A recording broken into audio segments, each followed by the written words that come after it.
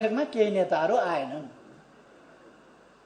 टाउको दुख्यो कि पेट दुख्यो कि केही भयो कि कसैको बिहे भोज यताउता थियो कि किन आएनन् थाहा भएन।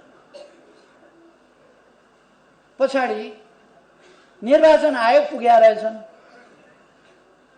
असली हामी हौं पार्टी। अचम्म लाग्यो। असली पार्टी हामी हौं, पार्टी हाम्रै हुनुपर्छ, सूर्य चिन्ह हाम्रै हुनुपर्छ, हामी नै पार्टी हौं भनेर निर्वाचन आयोग गएछ। अनि पार्टी तपाईहरु नै हो भने ठिक छ नि त, आउनुस् न त, केन्द्रीय कमिटीमा आउनुस् न, किन भाग्यो? केन्द्रीय कमिटीको बैठकमा नआउने निर्वाचन आयोग गएर यो बर्मजियामा पनि यस्तो हुँदैन। असली पेडा पसल, असली बुढाको पेडा पसल भने जस्तो असली मै हुँ भन्ने त्यहाँ पनि हुँदैन। यति साह्रो छ। त्यो भन्दा हद नागेर बैठकमा नआएर, अध्यक्षलाई थाहा छैन, महासचिवलाई थाहा छैन, निर्वाचन आयोगमा गएर चुनाव घोषणा हुनु भयंकर अपराध हो। त्यसो भने सूर्य चिन्ह किन चाहियो त तपाईहरुलाई? तर सूर्य चिन्ह चाहिँ दाबी गर्न जानुभएछ। सूर्य चिन्ह दाबी गर्न जाने मान्छेको जो एकपल्ट पनि सूर्य चिन्हबाट चुनाव लडेको छैन, उसले सूर्य चिन्ह त मेरो हो भन्नु। एकपल्ट पनि सूर्य चिन्हबाट लडेको छैन। अनि सूर्य चिन्ह हाम्रो हो भनेर हामी दर्ता गरेदेखि अहिलेसम्म त्यसै चिन्हबाट चुनाव लडेका छौं। त्यो हाम्रो पार्टीको चिन्ह हो। प्रचण्ड र मेरो बीचमा 74 साल असोज 14 गते सहमति भएको थियो, चुनाव सँगै लडौं, एउटै चिन्ह सूर्य चिन्हबाट चुनाव लडौं। 14 गते सहमति भएको थियो, 16 गते उहाँले सहमति तोड्नुभयो। सहमति नतोडेको भए एकपल्ट कमसेकम उहाँले सूर्य चिन्ह लिएर लडेको हुन्थ्यो। सूर्य चिन्ह भएका मतदाताले अन्तै भोट हालेर उहाँलाई जिताइदिनु पर्यो, तर उहाँले सूर्य चिन्ह लिनु भएन। अहिले उहाँलाई सूर्य चिन्ह चाहिएछ। सूर्य चिन्ह चाहिन्छ भने बैठकमा आउने गर्नुहोस्। बैठकमा आउनु सूर्य चिन्ह चाहिन्छ भने। अर्को, उहाँहरू निर्वाचन हुनु हुँदैन, पुरानै संसद पुनर्स्थापना हुनुपर्छ भनेर अदालत जानुभएछ। उहाँहरूसँग कुनै तर्क रहन्छ? कुनै तर्क छैन।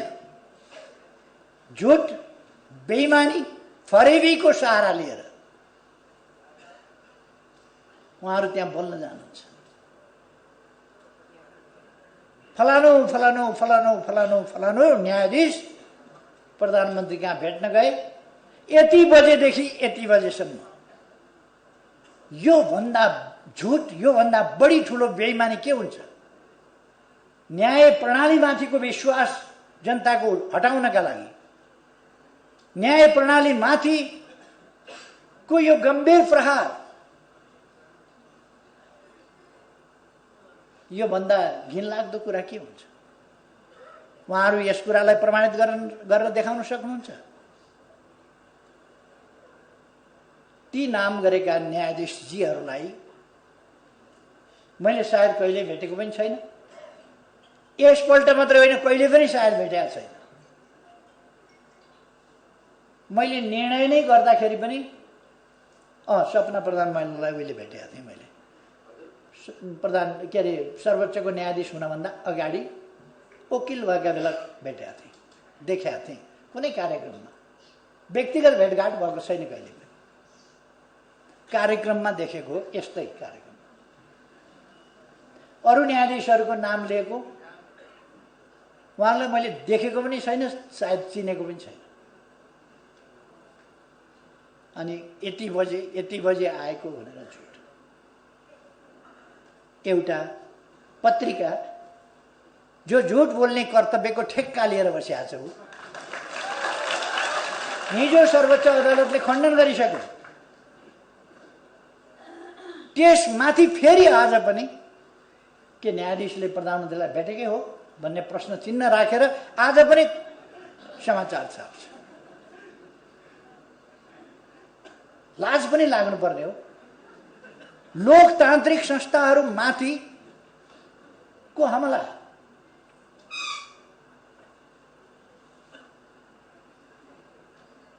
केही तर्क रहन्छ उहाँहरूसँग।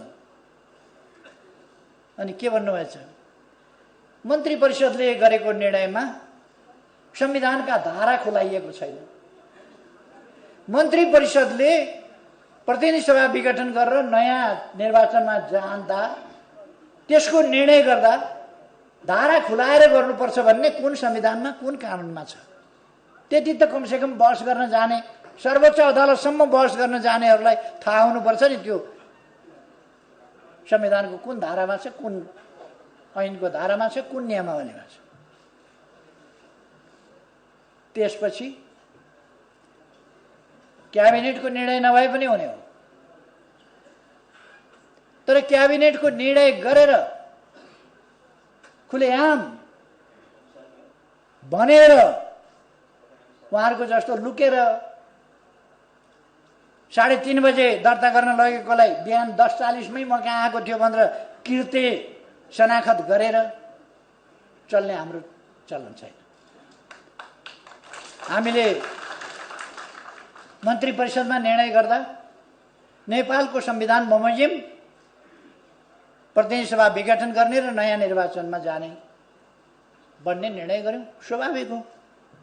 त्यसपछि त्यो निर्णय सिफारिस गर्दा प्रधानमन्त्रीले गर्ने हो। वकिलहरूलाई यति थाहा हुनुपर्छ नि। त्यो प्रधानमन्त्रीले सिफारिस गर्ने हो। प्रधानमन्त्रीले सिफारिस गर्दा संविधानको धारा 76 को 1 उपधारा 1, धारा 76 को उपधारा 7 र संविधानको धारा 85 तथा हाम्रो आफ्नै देश र अन्य हाम्रै जस्तो संसदीय प्रणाली भएका देशहरूमा भएका अभ्यासहरूलाई समेत ध्यानमा राखी विघटनको यो सिफारिस गरेको छु भनेर मैले सिफारिस गरेको छु। त्यही कुरा कोट गरेर, त्यही कुरा उल्लेख गरेर राष्ट्रपतिबाट विघटन भएको छ। राष्ट्रपतिको विघटन नै सन्देहास्पद कठैभरि। कमसेकम तर्कमा आउनुहोस् न, कमसेकम बहसमा आउनुहोस् न। संविधानका धारामा आउनुहोस्, संविधानको मर्ममा आउनुहोस्, संविधानको अक्षरमा आउनुहोस्, संसदीय अभ्यासमा आउनुहोस्, संसदीय प्रणालीका अभ्यासमा आउनुहोस्, देश दुनियाँका अभ्यासमा आउनुहोस्। म साथीहरूलाई सोध्न चाहन्छु एउटा कुरा। नेकपा अथवा नेपाल कम्युनिस्ट पार्टी नेकपा भन्ने नामको हाम्रो पार्टीमा जस्तो भाँडभैलो, अराजकता, अनुशासनहीनता, आन्तरिक अन्तर्ध्वंस कुनै पार्टी संसारको कतै देख्नुभएको छ? अरु कुनै पार्टीमा यस्तो देख्नुभएको छ? आफ्नै अध्यक्षका विरुद्ध टेलिभिजनमा गयो, बुरुक बुरुक उफ्रियो, मन परी बोल्यो, अखबारमा गयो, उफ्रियो, बोल्यो। यति अराजकता, यति अनुशासनहीनता देख्नुभएको छ? कुनै देशको राष्ट्रपतिमाथि गाल मुखाल अश्लील जे पाए त्यही बोलेको, कुनै असभ्य भन्दा असभ्य कहीँ कोही छ भने पनि नेपालका केही बुद्धिजीवीहरू बाहेक अरूले बोल्या सुन्नुभएको छ? केही बुद्धिजीवीहरू, केही जानकारहरू, केही राजनीतिज्ञ हो भन्नेहरू कस्तो बनाउन खोजेको छ यो देशलाई? कस्तो बनाउन खोजेको छ? राष्ट्रपतिको संस्था, राष्ट्रको सर्वोच्च संस्था, त्यसको मान मर्दन गरेको छ, बेइज्जती गरेको छ, गाल मुखाल त्यसमाथि तथा नाम बोलेको छ र त्यसको एकदमै हुर्मत लिएको छ।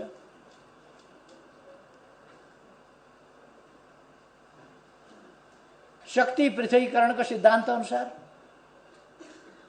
न्यायालय, स्वतन्त्र न्यायालय, सम्मानित सर्वोच्च अदालतको हुर्मत लिएको छ। अहिलेको संविधानले संवैधानिक इजलासको व्यवस्था गरेको छ। र संवैधानिक प्रश्न आयो भने संवैधानिक इजलासबाट हुन्छ।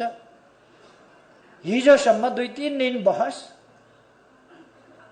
अर्कै इजलासमा, बृहत इजलासमा, फुल बेन्चमा लानुपर्छ, यहाँ संवैधानिक इजलासमा पाइँदैन। संविधान संशोधन गर्नु पर्यो नि त पहिले। अनावश्यक ढङ्गको झमेला। निर्वाचन आयोगमा गएर मलाई अचम्म लागेको थियो, केन्द्रीय कमिटीमा बैठकमा आएनन् नेताहरू, कहाँ गए भनेर माइतीघर मण्डलामा देखियो यहाँ छौँ भनेको।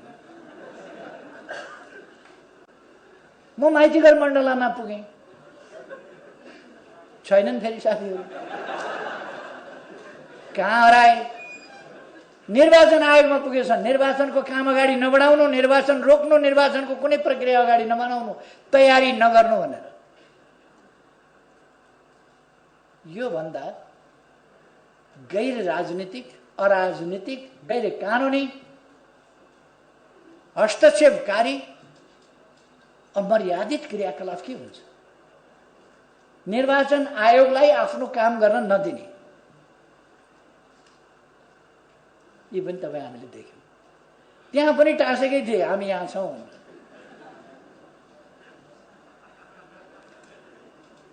उहाँहरूको त्यो एउटा ब्रान्ड नै हुन लागेछ, हामी यहाँ छौँ वाला ब्रान्ड। अब नेपाली जनताले उहाँहरू कहाँ हुनुहुन्छ भन्ने कुरा थाहा पाउनलाई र उहाँहरू को हो भन्ने थाहा पाउनलाई हामी यहाँ छौँ छापवाला, मान्छे यहाँ आइपुगेछन् है भनेर थाहा पाउनु। हामी यहाँ छौँ ब्रान्ड, हामी यहाँ छौँ भन्ने छापवाला। निर्वाचन आयोग जाँदाखेरि पनि यसो हेरेको त साथीमा त हामी यहाँ छौँ भन्ने।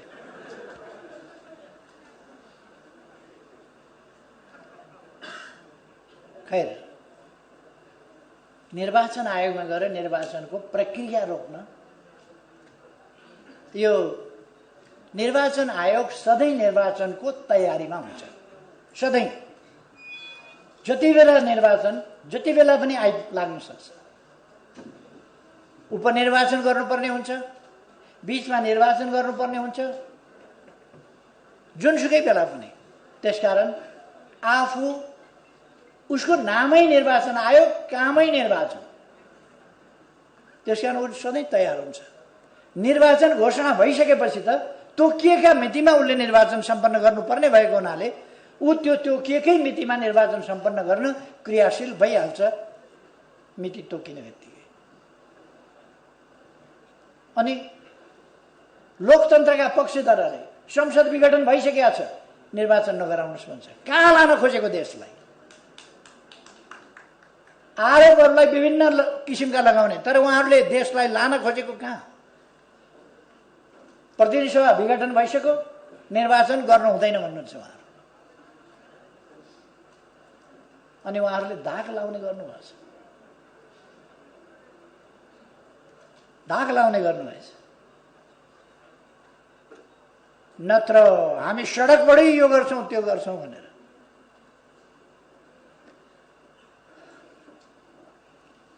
नेपाली जनतामा सचेतनता आइसकेको अहिले पनि उहाँहरूले थाहा नपाउनु भनेको उहाँहरू कति स्लो मान्छे हो। पार्टी छोड्नु हुँदैन भन्ने पनि थाहा नपाउने स्लो, निर्वाचन हुन्छ भन्ने पनि थाहा नपाउने स्लो, कति स्लो। तर एउटा कुरा उहाँहरूले थाहा पाउनु भएको छ है, निर्वाचन भयो भने हालत के हुन्छ आफ्नो त्यसै थाहा पाउनु।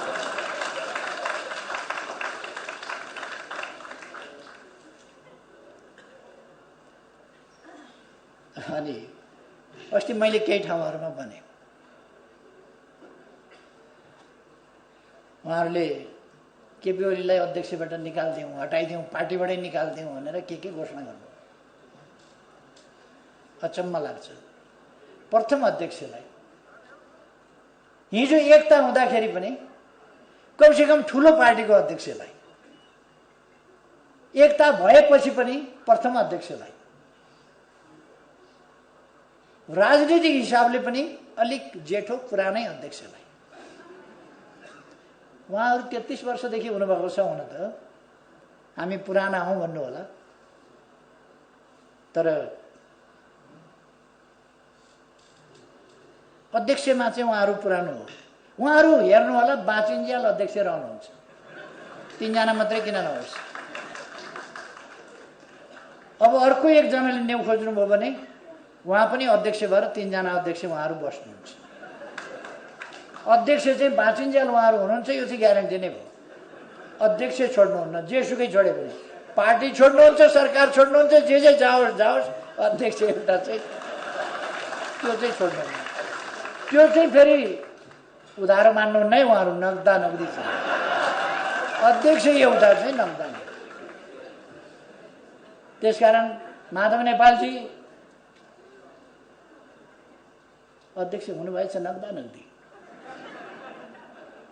कसले छानेको अध्यक्ष हुन त, उहाँ नछानिकन हुने बानी परेको मान्छे।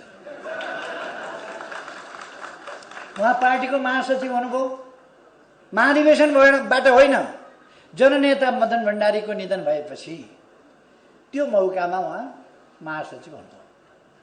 अरू साथी हुन तयार भएनन्, उहाँ हाँपझाँप गरेर तयार। महाधिवेशनबाट छानिएको होइन,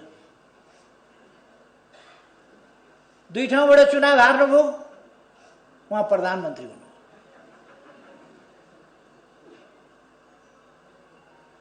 यसपल्ट मसँग चुनाव हुनुभयो, हाताहाती चाहियो अध्यक्षले कि ले भन्नुहुन्छ।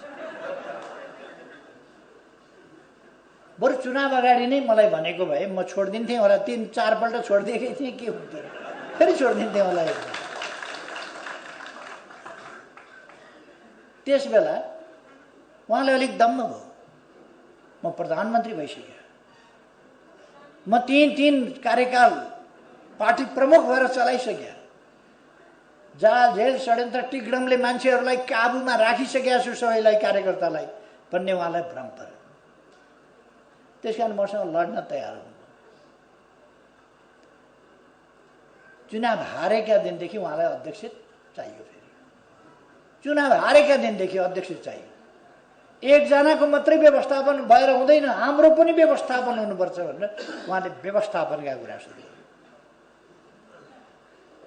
जे होस्, कोही कब्जा गर्ने नीतिका, कोही स्वस्थ बाटोबाट, सही बाटोबाट होइन, जसकेलाबाट छिरेर विभिन्न पदमा पुग्ने बानी परेका, कोही सल्लाहको रुख जस्तो, सबलाई लखेटी लखेटी खेदी खेदी जहाँ पुग्यो त्यहाँ भाग गइलो। मोहन वैद्य आफ्ना गुरु, आफूलाई राजनीतिमा ल्याउने गुरुलाई लखेटेर पार्टीको बास बनाइदिए। मोहन वैद्य एकपल्ट डाक्टर बाबुराम भट्टराई प्रयोग गर्नुसम्म गरे। उनलाई त्यति बेला डा लेखेको एउटा मान्छे चाहिएको थियो। डा पनि खास ठाउँको डा, खुब प्रयोग गरे। पछि बिचारा डा नसा, अहिले त धोती कुर्ता लाएर हुनुहुन्छ डाक्टर साहब।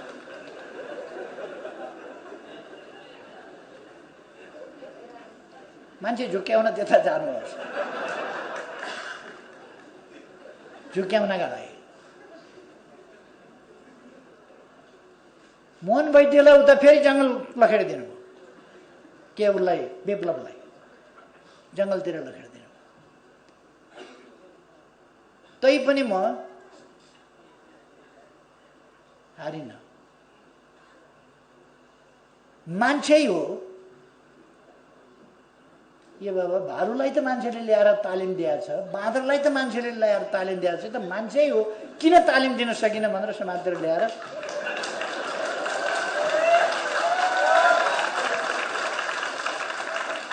गाउँका आला काँचा ठिटाहरू ल्याएर सेनाको तालिम दिन्छ। 9 महिना तालिम दिँदाखेरि ऊ सेना भइसक्छ। प्रहरीको तालिम दिन्छ, प्रहरी भइसक्छ। अलिक समय खेलाएपछि सर्कसमा केटाकेटीहरू सर्कसबाज भइसक्छन्। अलिक समय तालिम दिएपछि खेलाडी भइसक्छन्। अलिक समय वाद्यवादन सिकायो भने बजाउन राम्रै जान्ने भइसक्छन्। यो कम्युनिस्ट तालमा हिँड्नलाई 3 वर्ष सिकाएँ, मैले तालिम दिएँ।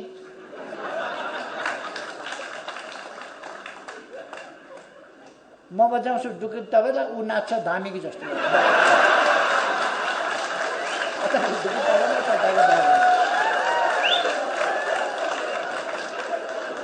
अब धामी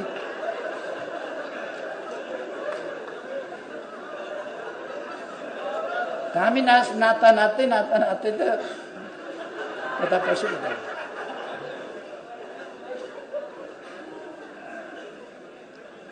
खैर, मलाई अझै पनि आश छ उहाँहरू अब परिस्थितिको आकलन भइसक्यो होला। अब आउनुहोस्, बुझिसक्नु होला नि। अब त आउनुहोस्, अब आउनुहोस् पार्टी। तपाईँको अध्यक्ष पद खोस्या छैन, मलाई थाहा छ नि। अध्यक्षकै लागि मरिमेट्ने मान्छे हो तपाईँहरू। खोस्या छैन, अहिले पनि छँदैछ अध्यक्ष पद। आउनुहोस्, वरिष्ठ नेताहरूका पद पनि छँदैछन्। आउनुहोस्, बस्नुहोस्।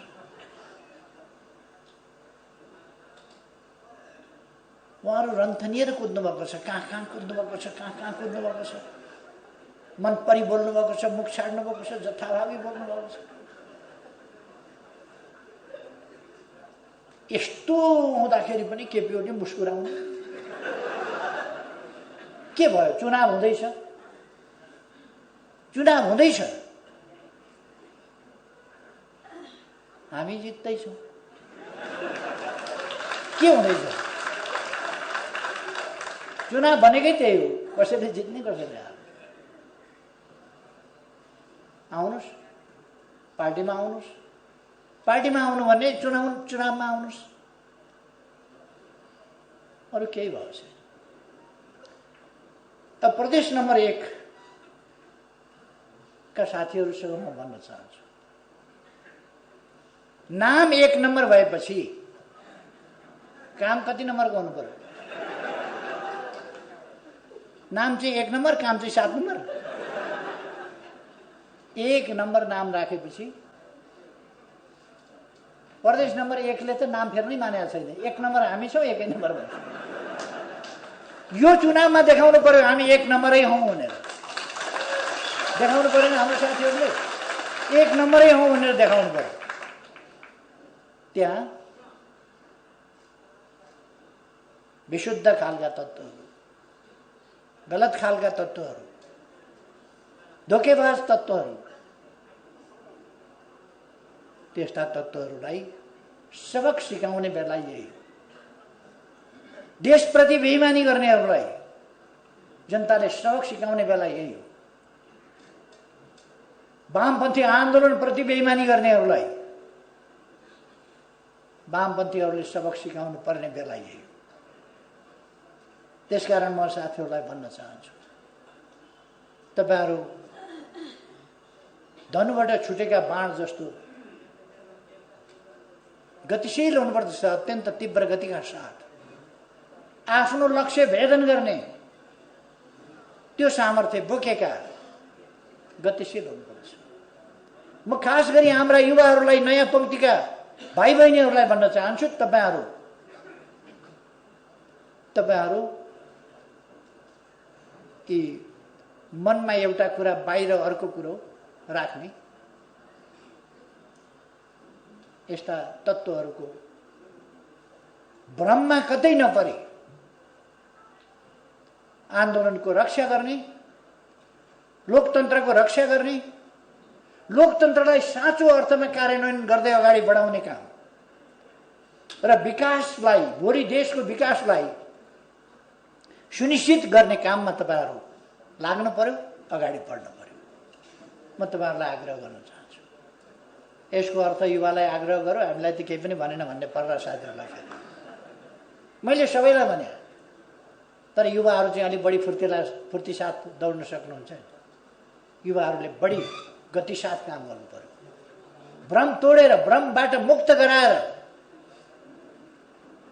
दर्शक साथीहरूलाई बाटो बिराउन नदिनुहोस्। कतिपय मान्छेहरू बाटो बिराएका पनि छन्, भ्रममा पारेका छन्। विभिन्न प्रकारका जाली जेलीहरूले त टुना मुना जाल जेल अनेक गर्छन् नि। यो टुना मुनामा पर्दैन पर्नुहोस्। हामीले देश बनाउनु छ, समृद्ध नेपाल बनाउनु छ, सुखी नेपाली बनाउनु छ। त्यो बाटो हामीले समातेका छौँ। त्यस बाटोमा हामी तीव्रताका साथ अगाडि बढेका छौँ। यसलाई थप गति यस निर्वाचनले दिनुपर्दछ। निर्वाचनमा यस्तो एउटा जनताको आन्दोलनको आँधी बेरी सिर्जना गर्नुपर्दछ, तुफान सिर्जना गर्नुपर्दछ, जसबाट हामी सही देशभक्तपूर्ण विचारहरू त्यसलाई अगाडि बढाउन सकौँ। देश विकासका कामहरूलाई अगाडि बढाउने विचारहरूलाई रक्षा गर्न सकौँ। त्यसै गरेर देश बनाउने शक्तिलाई कमजोर हुन नदिउँ, सुदृढ गरौँ। सुदृढ शक्ति नभइकन देश बनाउन सकिँदैन। तपाईँ हामीले देखेका छौँ के अर्थ हुन्छ विचारको, के अर्थ हुन्छ लिडरसिपको, के अर्थ हुन्छ मजबुत पार्टीको। त्यो तपाईँ हामीले देखेका छौँ।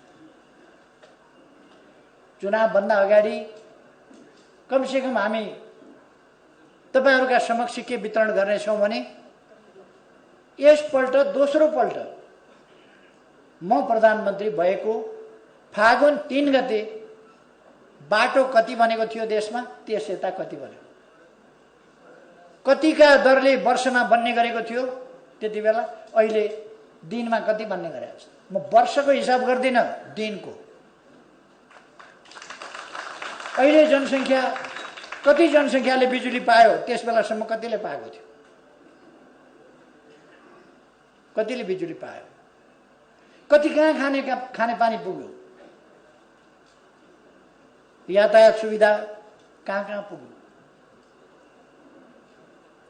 कहाँ अस्पताल बने, कहाँ शिक्षालय बने, कहाँ के बने,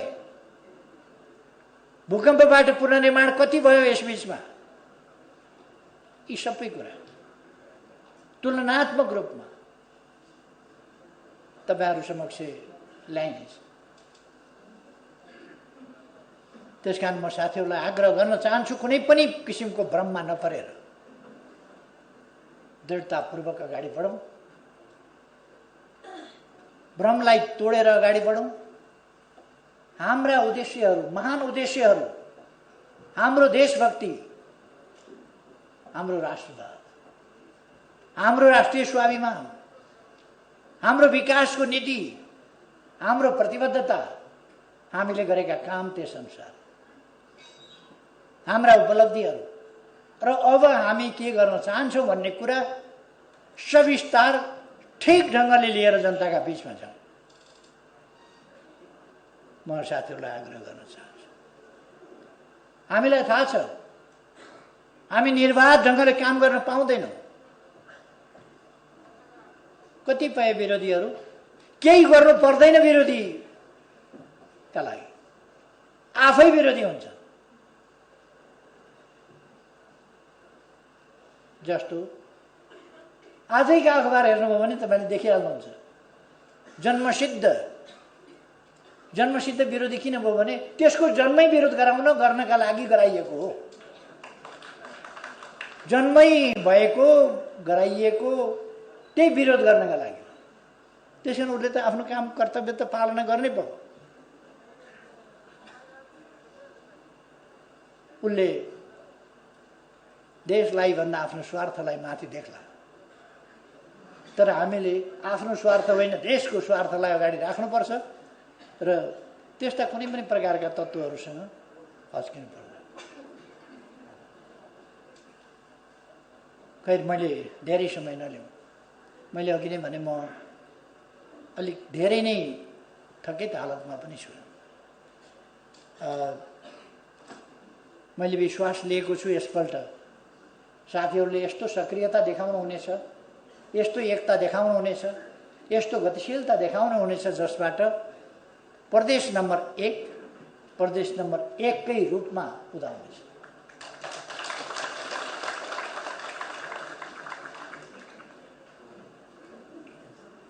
म कुनै बैगुनी केटाकेटीको बारेमा कुरा गर्न चाहन्न। हाम्रै प्रदेशमा पनि त्यस्ता देखिया छ। दौडी दौडीकन गएर भोट मागेर यो केटालाई जिताएर पठाउनुहोस्, मन्त्री बनाएर पठाइन्छु भनेर मन्त्री बनाएर गरियो। एक दिन त पुक्का लात्ताले हानेर भाग्यो। को भनेर यसो हेरे त उही केटो। त्यस्तोमा अल्झिनु हामीलाई छैन। हामी अल्झिँदैनौँ, हामी अगाडि बढ्छौँ। युवाहरूको कुनै कमी छैन। त्यसकारण युवाहरू एकदम अरू पनि नयाँ युवा साथीहरूलाई समेटेर, व्यापकलाई समेटेर, भ्रममा परेकालाई पनि भ्रममुक्त गरेर अगाडि लिएर जाउँ। तपाईहरुको सक्रियताले देशलाई अझ सजिलो बाटोमा अगाडि बढाउन, सजिलो बिन्दुमा पुर्याउन महान योगदान गर्न सकोस्, तपाईहरुका मेहनत सफल हुन सकुन्। धेरै धेरै शुभकामना भन्न चाहन्छु र आफ्नो भनाइ टुङ्ग्याउँछु। धन्यवाद।